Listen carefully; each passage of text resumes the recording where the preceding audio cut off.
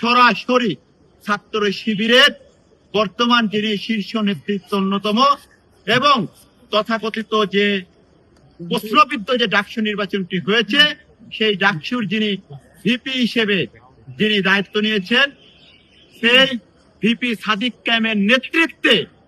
এবং তার সহযোগী যারা তারাই এই পেজগুলা পরিচালিত করে এবং ঢাকা বিশ্ববিদ্যালয়ের ছাত্র নেতৃবৃন্দ এবং নারী নেতৃগণকে নিয়ে যত ধরনের অশালীন ভাষায় উৎসাহ রটানো যায় সেই কাজগুলো তার নেতৃত্বে তার সহযোগীরা সরাসরি ভাবে এই কাজগুলো 5 আগস্ট পরবর্তী সময় থেকে করে আসছে। তার বিজয় অর্জন হয়েছে ঠিক তার পর মুহূর্ত থেকেই উদ্দেশ্য প্রণোদিত ভাবে সংঘবদ্ধ ভাবে বিগত দিনে বাংলাদেশের একমাত্র সব থেকে নিপীড়িত যে ছাত্র সংগঠন সেই সংগঠনটি বাংলাদেশ জাতীয়তাবাদী ছাত্র দল।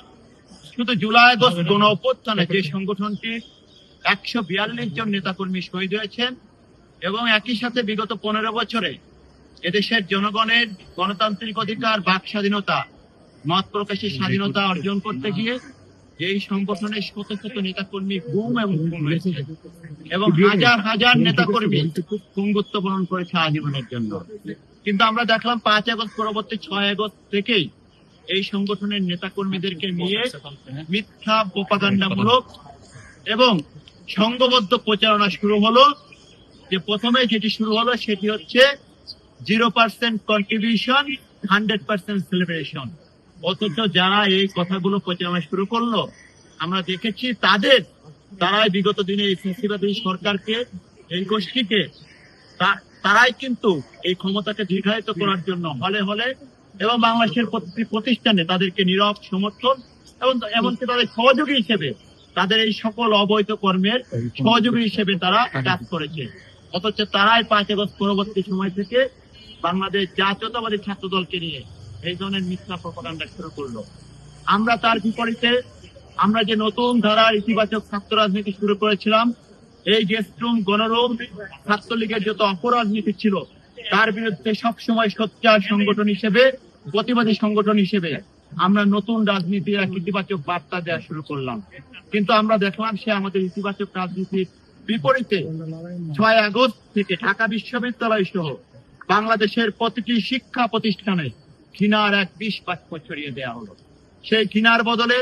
আমরা বরাবরই বাংলাদেশ জাতীয়তাবাদী ছাত্র দল অত্যন্ত সহনশীল রাজনীতি শুরু করেছিলাম এবং আমরা এখন পর্যন্ত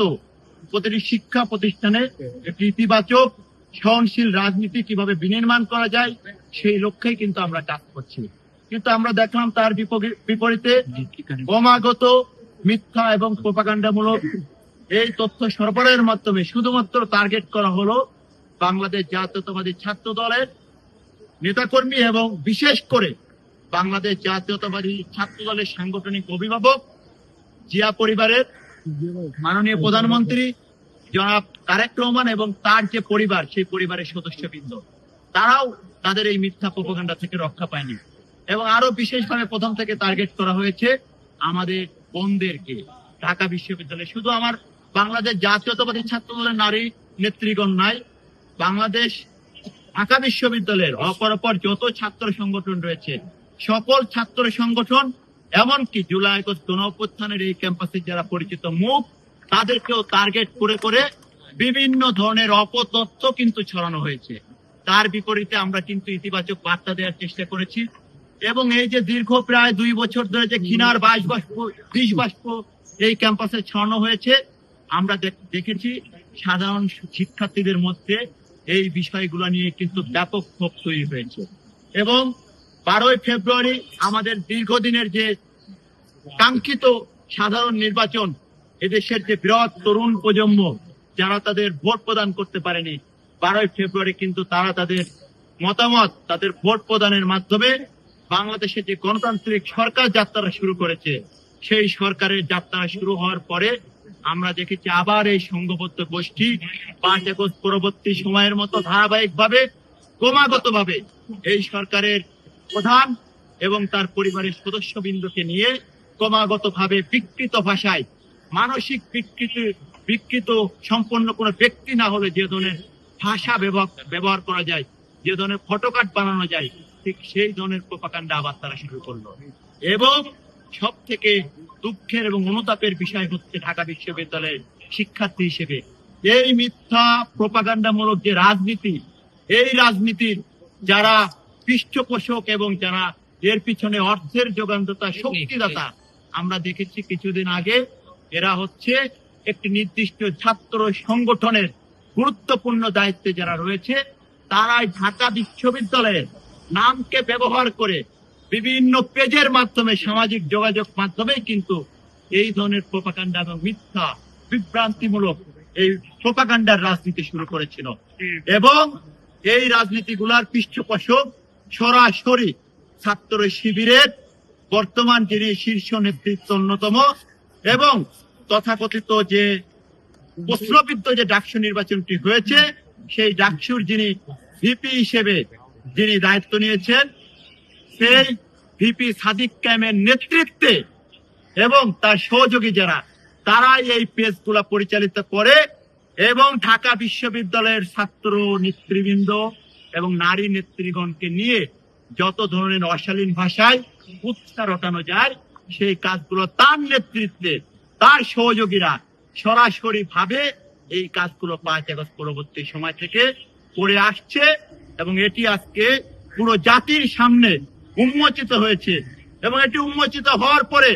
ঢাকা বিশ্ববিদ্যালয়ের যে সম্মান, যে ইতিহাস, যে ঐতিহ্য,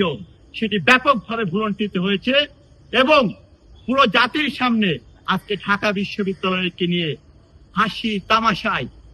অন্যান্য বিশ্ববিদ্যালয়, অন্যান্য শিক্ষা প্রতিষ্ঠান এই বিশ্ববিদ্যালয়কে হেয় করার মতো সুযোগ তৈরি করে দিয়েছে এই গোষ্ঠীটি। তার বিরুদ্ধে আজকে আমরা অতীত সময়েও যে প্রশাসন ছিল ঢাকা বিশ্ববিদ্যালয়ে নিয়াজ আহমেদের অধীনে, তার অধীনে যে প্রশাসন ছিল, আমরা নিয়াজ স্যারের কাছেও এর আগে এসেছি, তার কাছে এই বিষয়গুলোর বিরুদ্ধে আমরা সুনির্দিষ্টভাবে লিখিতভাবে আবেদন জানিয়েছিলাম তারা যেন এই ঢাকা বিশ্ববিদ্যালয়ের নামকে ব্যবহার করে যে মিথ্যা প্রোপাগান্ডার রাজনীতি শুরু করেছিল তার বিরুদ্ধে যথাযথ ব্যবস্থা গ্রহণ করে। কিন্তু তারা সেটি ব্যবস্থা গ্রহণ করেনি, ন্যূনতম কর্ণপাত করেনি। ডাকসু নির্বাচনের আগে আমাদের সুনির্দিষ্ট প্রধান দাবি ছিল ঢাকা বিশ্ববিদ্যালয়ের নামকে ব্যবহার করে এই পেজগুলো যারা পরিচালিত করে সেটিকে যেন বন্ধ করা হয় এবং এটি যারা করবে